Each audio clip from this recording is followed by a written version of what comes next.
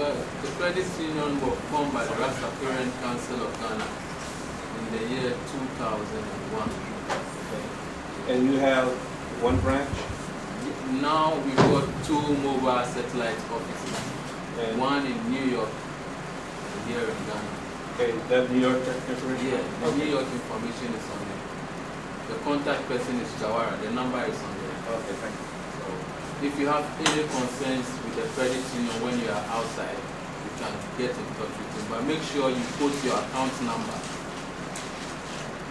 Thank you. Thank you.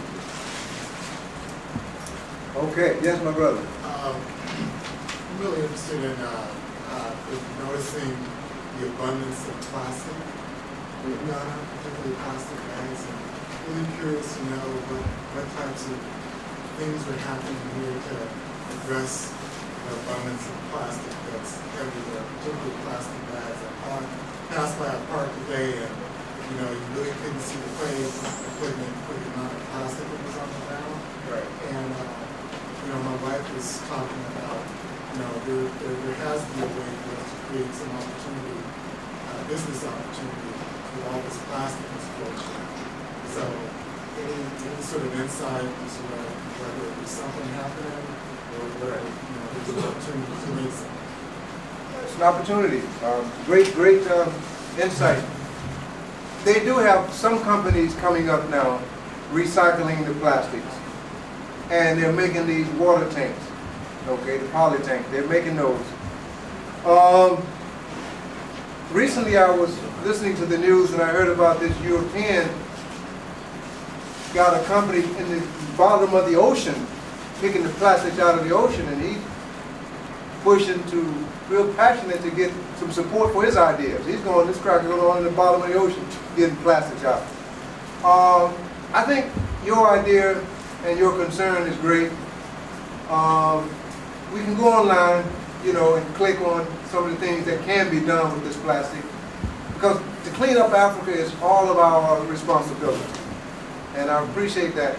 It's being done in Ghana on a small type of way. I've seen, jobs being created by the mothers and some of the people that get these little sticks and they pick the plastics up and they go and weigh them. And I buy some myself for my farm. I buy some of the plastic. They sell them. They pick the little water sachet and they fill them up. You can buy for 7 CDs or 15 CDs.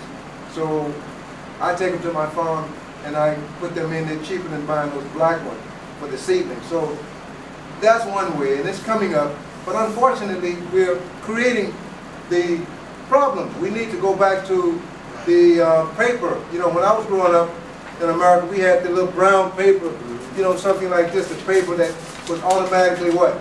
Decay. Biodegradable. There you go. So we need that. But go online and see what you can do. Well, one of the things that I know that you can do with plastic, you can actually turn plastic into fiber. So they use plastic now to make carpet. Okay. They use it to make clothing. Okay. They actually use it. They turn it into fabric. To make clothes like fleece, all the fancy fleece that most of us who live in America, when we say it's too cold, most of that fleece is made out of plastic, particularly plastic bottles. Wow. I have an example. I'll get your contact information. I'm going to send you an example of what it looks like. And it shows how you take a plastic bottle and they break it up into chunks, and they spin it into fiber, and then turn that around, and they make it into carpet, and make it into fiber for clothing. They turn it into pencils and into new bottles.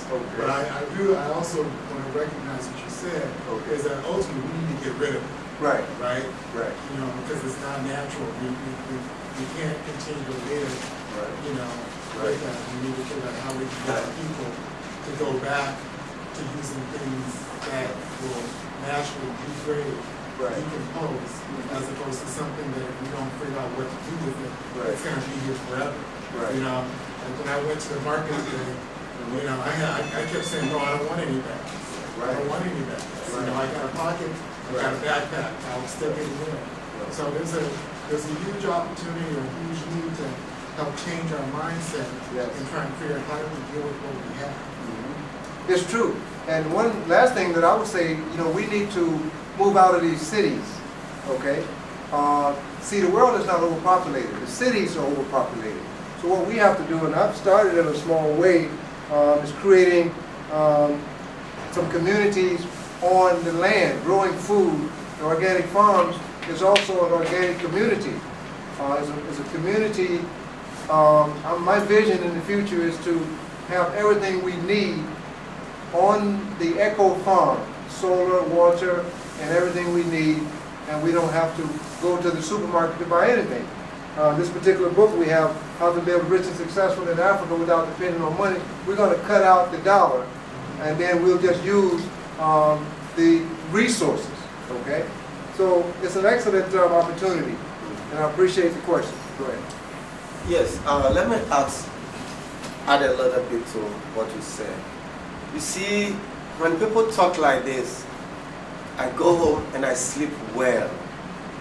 What it tells me is that if for the first time you could easily detect, realize, and have the concern about the environment of your people, you may not be living here physically, but you are already here in spirit. I'm so happy for that. You see, then comes, what are we who live here doing? You see, I don't like this idea of, he can do it, what can you also contribute? And let me tell you what we are doing and why people like you will be needed. Like I've already told you, I'm using the Vegetarian Association to penetrate into the institutions that were killing us and force them to do the right things. Now, with the help of the Hebrew Israelite, we have a regenerative session at the Ministry of Health. Now, gradually, I'm getting some people within the authority to listen to environmental consciousness, which leads to what you are talking about. But now, for our children, like I always say, the talk must not be too much. The action and the doing must come in. So like, we build a community, like Brother David is saying, you come up, or even over there, you are able to support maybe $50, $100 every month, but you follow it and see whether your money is being used correctly, of course. But make sure that we support those initiatives. We build up communities where people will be living right, where we'll have our garbage being separated, where we'll even gradually graduate to the level where we will have laws for certain towns. You don't enter this town with a plastic. No, it can be done.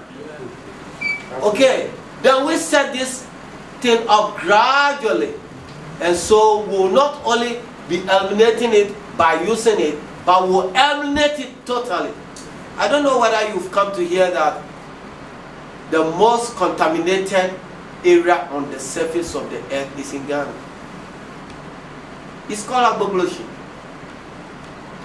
Recently, some women were taken from there and they expressed their breast milk, and it was found that it had radioactive pollution, contamination. That's serious.